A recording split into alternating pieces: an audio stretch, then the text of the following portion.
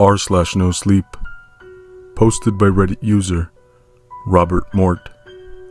I'm on a train. I keep seeing the same man at every stop.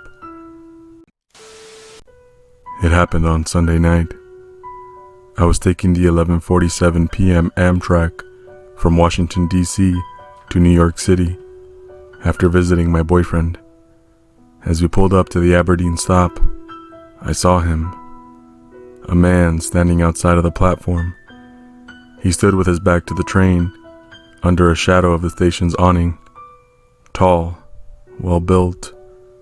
Despite the muggy July heat, he wore a long trench coat and a hat. Standing perfectly still, he stuck out like a sore thumb against the passengers hurrying off the train.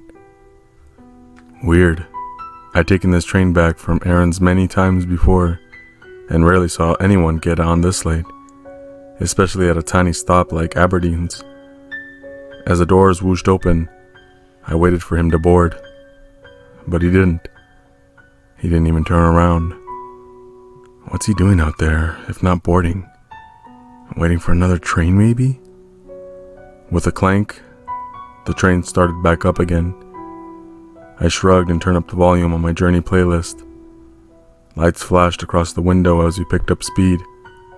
In the distance, the twinkling lights of a town, a highway, with pairs of headlights rolling past, a colossal antenna flashing red atop.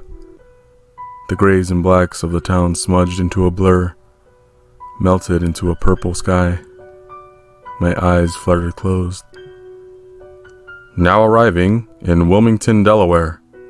The conductor's voice from the overhead speakers jolted me awake. I stretched, popped an earbud out, and looked around. The train car was empty now. The two girls who had been sitting near the back were gone. Yawning, I turned to the window. My blood ran cold. There he was, the man in the trench coat again, standing on the platform, several feet away from the train. I gripped the armrest, my heart pounding. No, there's no way. The Amtrak goes faster than a car.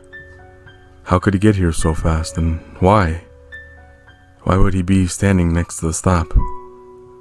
Why didn't he get on board? The doors whooshed open. I stared at him, face pressed against the window, watching for movement. But he didn't move. He just stood there in the shadows, back to the train. He was closer than last time. I could see the nape of his neck, and the shadow of dark hair that poked out from under his hat. His black dress shoes, shining in the light. Clack. I jumped, but it was only the doors clacking shut. The train rumbled underneath me, and then we were pulling away. The man at the station replaced by open fields of grass. I pulled out my phone. I just saw the same guy at two different train stops. Aberdeen and Wilmington, I wrote, my fingers flying across the keys. It's really weird. 3 dots appeared and Aaron replied. What, the same guy at both? Like he drove there as the train did? Yeah, my thumbs hesitated over the keys, wondering if I should tell him how strange he was too. The trench coat, the hat, always facing away. Probably just some weirdo, I typed instead, and hit send. You should have Becca meet you when you get into New York City, Aaron texted back, and call me when you're safe back at home, okay? And that time, I didn't go to sleep. I stayed wide awake until we hit Philadelphia. As we pulled into the station, I saw the myriad of street lamps twinkling in the darkness. I felt waves of relief. What is it about seeing civilization, crowds, cities that assuages our fears? It's like we're programmed to believe that nothing bad can ever happen in the sight of other people, or that the mere presence of city lights, even if there's no one around, can drive the evil away. Nonetheless, we pulled into 30th Street Station. There was no strange figure in a trench coat. I watched a few people get off the train car ahead of mine. A tall woman in a pink coat, a hipster guy wearing a knitted cap, nerdy-looking businessman. Then the train pulled forward, and we plunged into the darkness. Feeling better about the whole thing, I shot off another text to Aaron. Just past Philadelphia. He wasn't there. Oh, good. I was starting to get worried. Call me when you're safe in your apartment, okay? Will do. I love you. I took the jacket off my lap, rolled it into a makeshift pillow, and leaned against the window. The darkness whipped past, and I was soon dozing off again. Now arriving in Cornwall Heights, Pennsylvania. I blearily opened my eyes. The station was small, a little shack attached to a platform. As the only lit structure, it seemed to float in darkness, disconnected from the rest of the world. And standing there, alone on the platform, was the man in the trench coat. I jerked back. No, I whispered. It can't be. He faced the train now, but his head was cut off by the height of the window. I could only see his black shoes, the buttons rising up his coat. Who the hell are you? Why are you following this train? I sat there, frozen with fear, my mind racing. The doors hissed open, and this time he moved. My heart plummeted as he slowly turned towards the front of the train, face still hidden. He took a step, a slow, deliberate step towards the back of the car, and then another, and another. Muggy heat crept in from the doors. Sweat ran down my neck. Move, I thought desperately, to the train. Please, move. Please. The doors shut. The train groaned into motion. Relief flooded me. It's okay. I'm okay, I repeated in my head, trying to steady my pounding heart.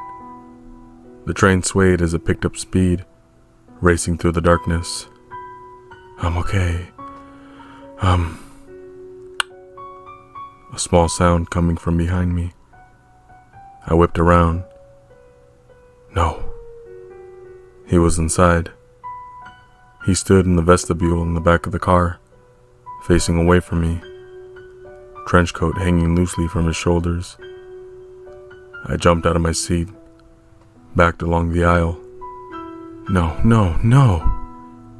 I turned and ran for the next car, pounded the open button. The doors whooshed open. I ran inside, glancing behind me. He was halfway down the aisle now, back still towards me. I bolted. The door slid open, into the next train car. Help! I shouted, but the car was empty too, just like the last. Can anyone hear me? Help! The lights flickered, then went out. Static crackled over the speakers. Help! The vestibule doors opened. He faced me. His face was hidden in the shadows of his hat, but I could make out a long nose, a twisted mouth, grotesque proportions that didn't seem quite human. He took slow, heavy steps towards me, and then he stopped. What do you want? I screamed. His head canted to the side. Why are you following me? Silence. Silence stretched out between us.